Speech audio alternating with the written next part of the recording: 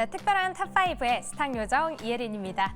오늘 시장 속에서도 꼼꼼히 따져보고 5가지 종목을 선정해 봤는데요. 하나씩 체크해 보도록 하겠습니다. 먼저 첫 번째 종목 만나볼까요?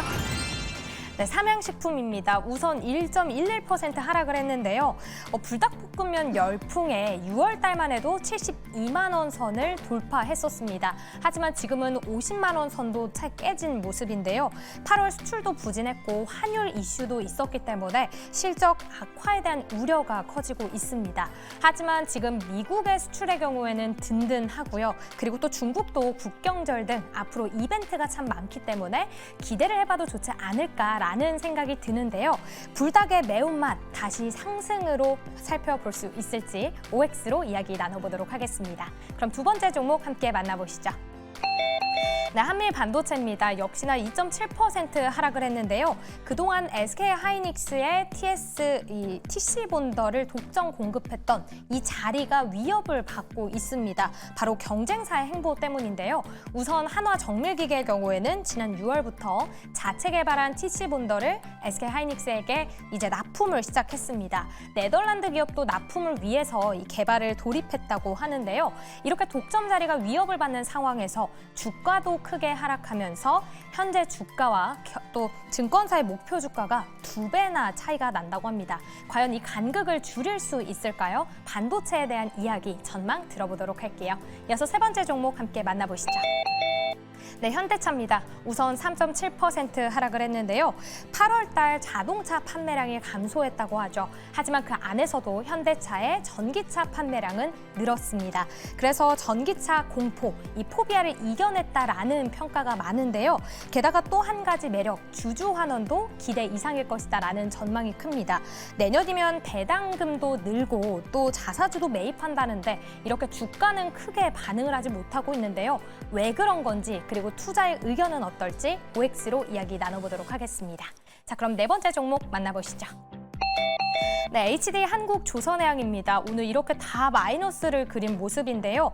초호황기에 돌입했다라는 이야기 이제는 지겹도록 들었는데 그렇게 상승해서일까요? 오히려 조선업종은 일제히 약세를 보였습니다. HD 한국조선해양의 경우에는 올해 들어서 52% 상승을 했는데요. 이렇게 조선업종들 두 자릿수의 상승을 하니까 밸류에이션에 대한 부담이 커졌고요. 또 환율 하락도 부정적이라고 합니다. 지금이 잠시 숨을 고르는 걸지 아니면 수급이 아예 이동한 걸지 이야기 들어볼게요. 그럼 마지막 종목 함께 만나볼까요? 네, LS 일렉트릭입니다. 오늘 전 9% 넘게 크게 하락한 모습인데요. 오늘 MSCI 한국지수에 편입이 됐습니다. 하지만 편입이 되자마자 이렇게 급락을 했는데요. 패시브 자금 유입을 기대하면서 상승을 기대했지만 오히려 제로 소멸로 하락을 했습니다. 실제로 전력주 자체도 대부분 하락하는 모습이었는데요. 반도체가 잘 가야 전력주도 따라간다라고 하는데 우리는 지금 오히려 기회로 삼아야 하는 건지 이야기 들어보도록 하겠습니다. 자, 이제 계속해서 저희 이벤트 진행되고 있으니까요. OX 꼭 찍기 바랍니다. 그럼 특별한 탑5 지금 만나보시죠.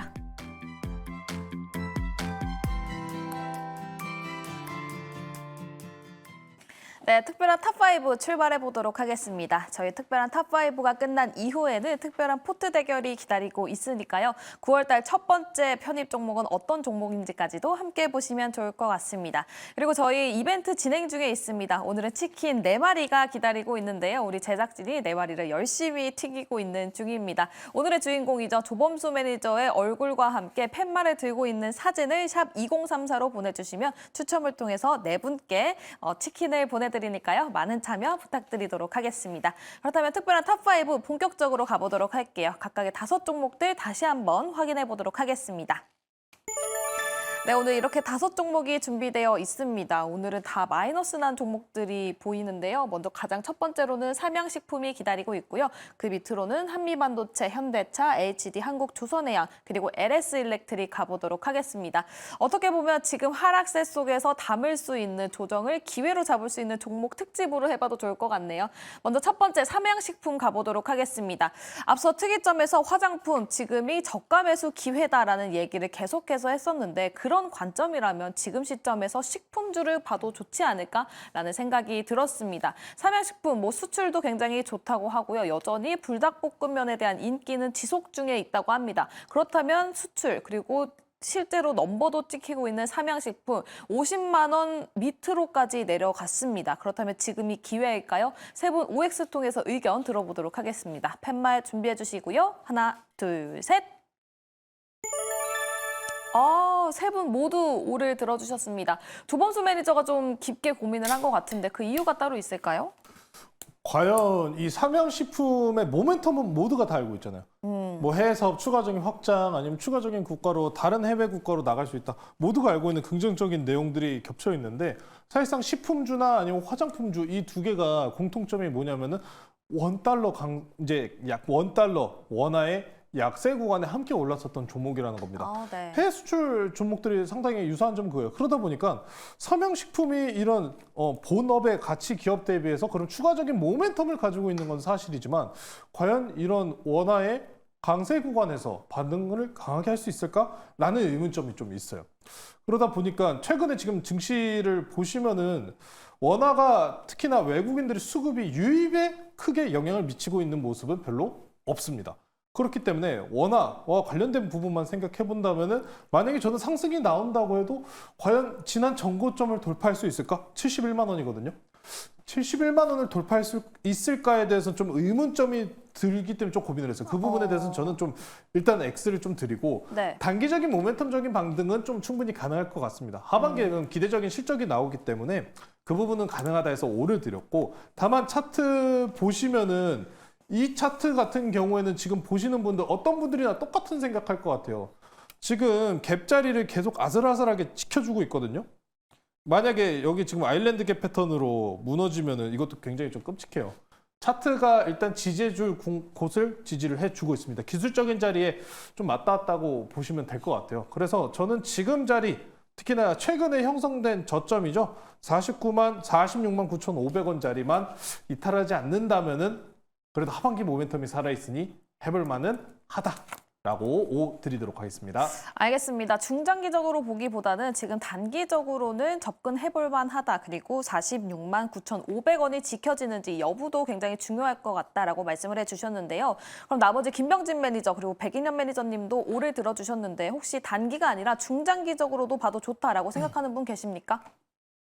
두 분 다 단기 관점일까요? 저는 중장기로 보지는 않고요. 네. 네, 저는 중장기로 보진 않고 일단 단기적인 반등은 가능하다라고 보고 있습니다. 사실 이제 환율 문제 같은 경우에는 너무 이제 수출 데이터 위주로 이제 여러분들이 보시다 보니까 우리 원화가 강세를 보이게 되면 수출이 많은 기업들 같은 경우에는 많이 손해를 볼 거라고 많이 말씀하시는데 우리나라 이제 식품업체들 같은 경우에는 뭐 밀이라든지 전반적으로 원재료 같은 경우에는 해외에서 수입하는 경우가 많은데 그때 이제 보통 달러 결제를 하거든요. 그때 원화가 강세를 보이게 되면 오히려 좀 좋다라고 보시면 될 것 같고 일단 당연히 이제 원화가 강세를 보이게 되면 수출하고 받는 금액 자체는 줄어들긴 하겠죠. 하지만 기본적으로 이제 원재료 비용 같은 경우에는 감소하는 효과를 얻을 수 있다. 그리고 지금 식품 같은 경우에는 굉장히 많이 빠졌습니다. 지금 화장품이랑 비슷한 모습이라고 보시면 될 것 같은데 식품 같은 경우에도 피크아웃 이슈 때문에 지금 많이 빠졌던 거거든요.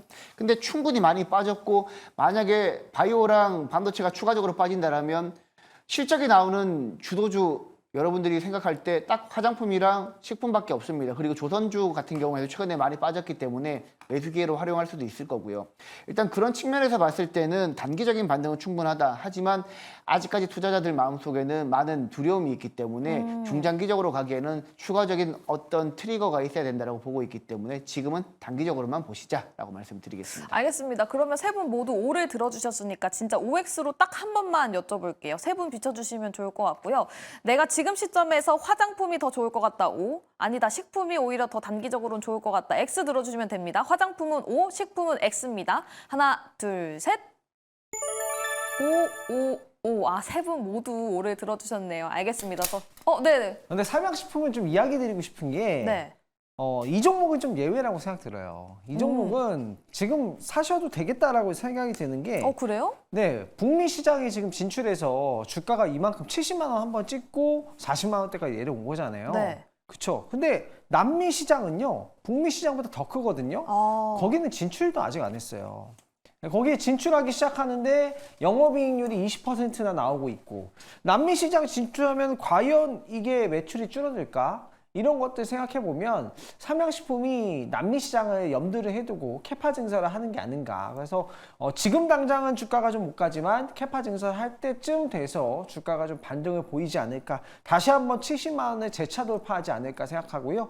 북미보다 남미 시장이 훨씬 더 크다라는 점을 감안하시고, 만약에 삼양식품이 남미 시장을 진출한다. 영업이익률 20%를 달성하고 있기 때문에 엄청난 시장에 좀 북미보다 훨씬 더 큰 시장에 진출한다라는 거 참고해 보시면 되겠습니다. 알겠습니다. 북미가 아니라 남미 쪽으로 진출을 하는지 그 부분을 꼭 체크를 해보셔야 될 것 같습니다. 그렇다면 전고점 라인도 돌파할 가능성이 크다고 하니까요. 삼양식품 주가 흐름 계속해서 확인해 보시면 좋을 것 같고요. 세 분 모두 O 의견 들어보면서 삼양식품 여기서 마무리 지어보도록 하겠습니다.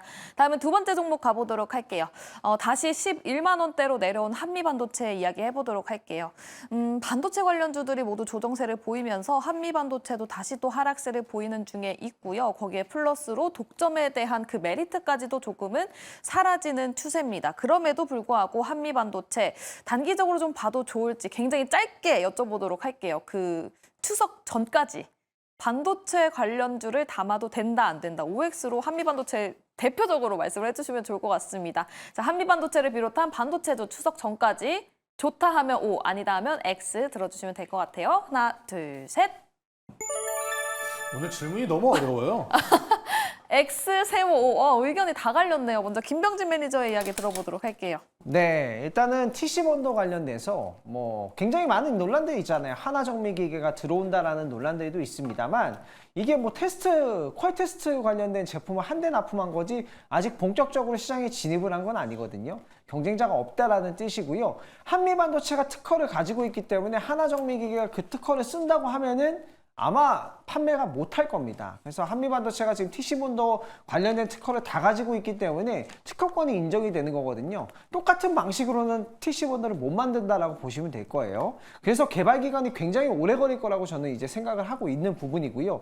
그리고 HBM4에 대한 테이프아웃이 이번에 SK하이닉스가 됐잖아요. 입출력 단자 수가 1000개에서 2000개로 늘어난다는 겁니다. 그러면 기존의 TC본더는 다 냅두고 새로 TC본더를 주문해야 되잖아요. 이 매출이 나올 거고요. 실제로 이제 실적적인 부분에서는 2분기보다 3분기가 기대되는 게 HBM3E에 대한 TC본더 매출 인식이 2분기에 되지 않았어요. 그 HBM3E에 대한 TC본더 매출 인식이 3분기에 본격화될 건데, 이 TC본더 매출 영업이익만 1,400억 원 이상으로, 또 매출만 1,400억 원 이상으로 늘어날 것으로 전망이 되고 있기 때문에 영업이익률 여기에서 OPM이 42%거든요.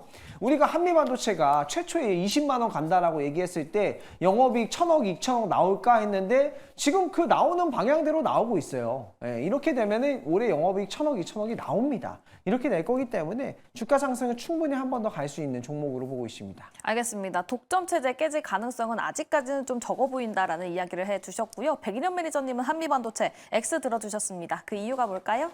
제가 항상 최근에 이제 방송에서도 말씀을 드리고, 그리고 무료 방송에서도 말씀을 드릴 때, 지난달 8월 28일 엔비디아 실적 발표 전까지 반도체 비중을 계속해서 줄여나가자라고 말씀을 드린 바 있습니다. 그리고 최근에는 제가 네이버 밴드에서 항상 반도체 전략에 대해서 그날 전략을 제가 항상 말씀을 드리고 있는데, 지금은 한미 반도체를 굳이 살 필요는 없다라고 생각을 해요. 사실 이제 한미 반도체가 TC 본딩 쪽에서 지금 현재 SK하이닉스랑 마이크론에 들어가면서 향후에는 또 삼성전자에 들어간다는 이슈도 있고요.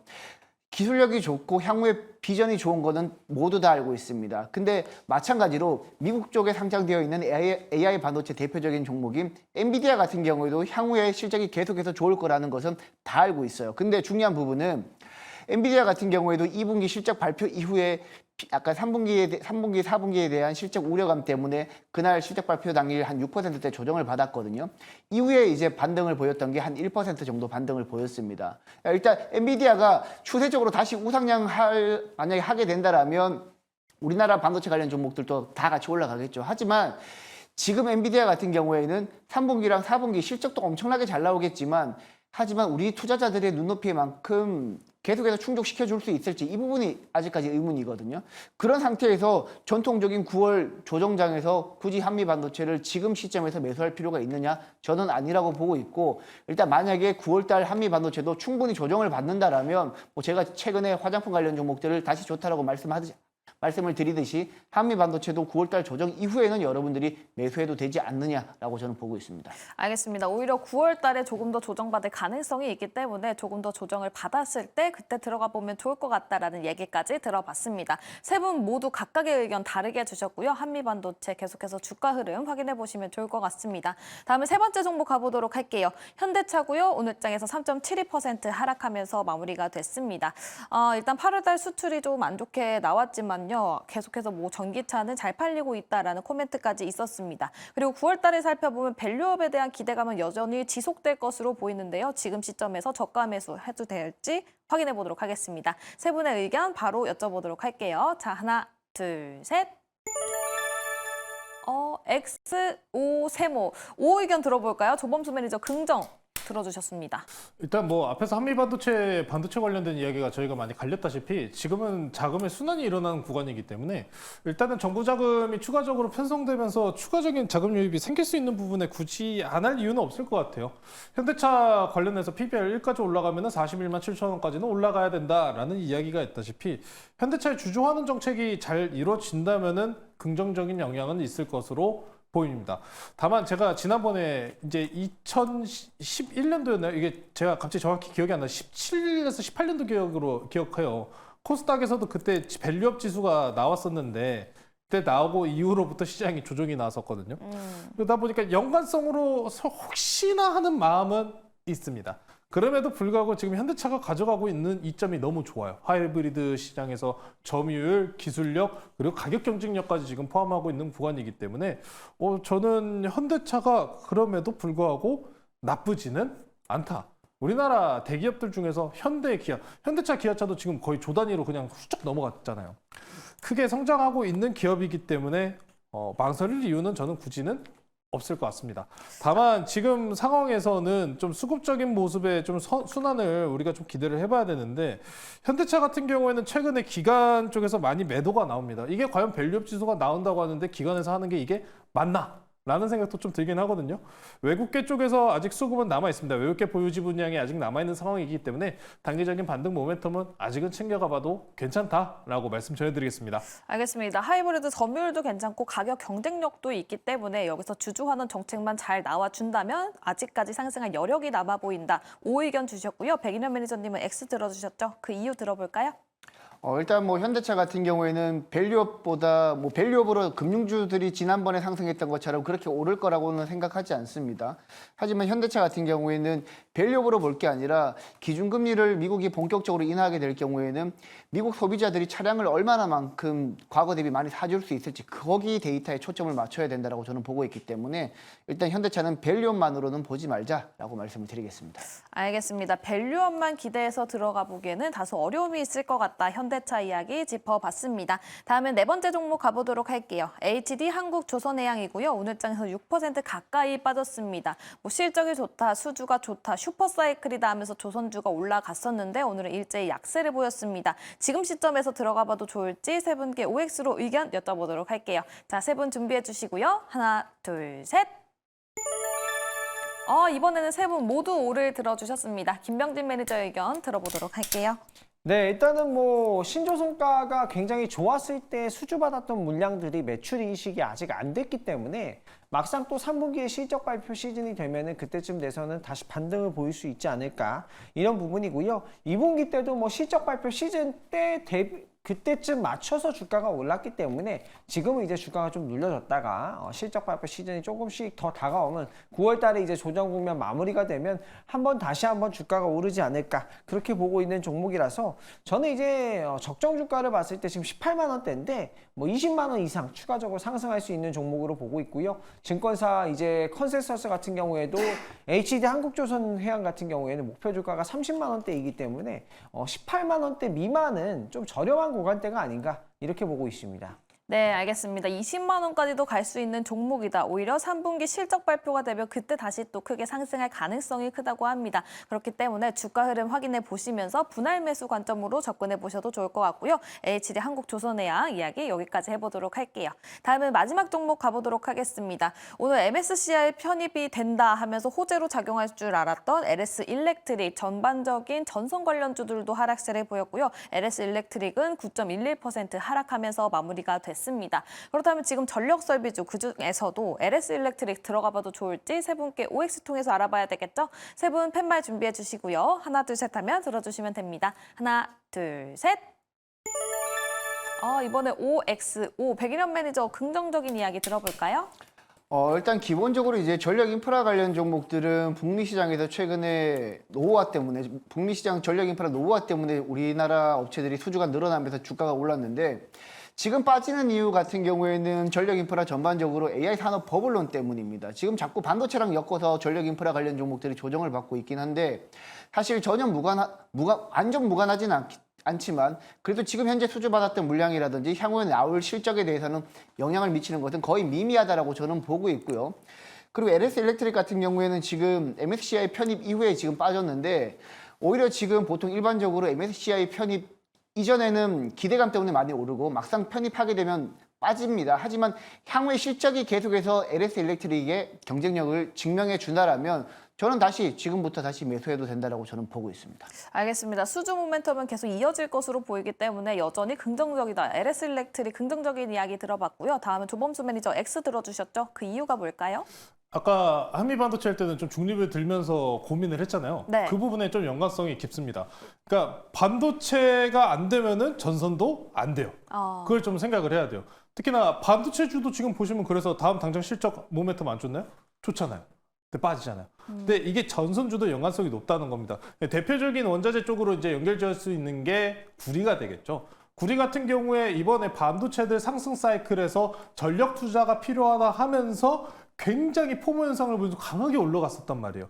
그에 따라서 전선주들도 그 모멘텀과 수출 모멘텀을 가지고 같이 올라갔었단 말이죠. 그럼 지금 상황에서 모멘텀적인 측면은 나빠진 게 없습니다. 하지만 주가는 빠져요. 왜? 반도체가 주축을 해서 못 올라가니까.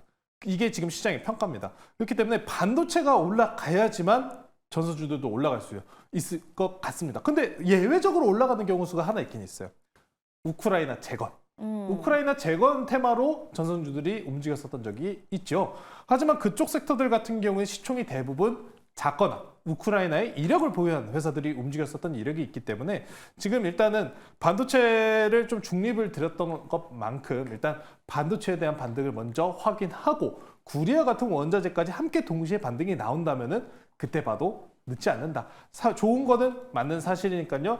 지금 상황에서는 개선돼야 할 포인트들이 아직 남아있다라고 보시면 될 것 같습니다. 알겠습니다. 수주 모멘텀은 지속이 되기는 할 것 같기는 하지만 반도체와 같이 가는 전력 설비주이기 때문에 지금 시점에서는 잠시 지켜보는 게 좋을 것 같다라는 의견까지 들어봤습니다. LS 일렉트릭까지 들어봤고요. 5종목 오늘 성적표는 어떻게 받았을지 다시 한번 확인해 보도록 할게요. 네, 오늘 다 하락을 했었던 종목들이 준비되어 있었죠. 세 분께서 지금 시점에서 오히려 매수 기회다라고 생각했던 종목은 보도록 하겠습니다. 삼양식품 제가 봤을 때는 아까 세 분 모두 O를 들어주셨거든요.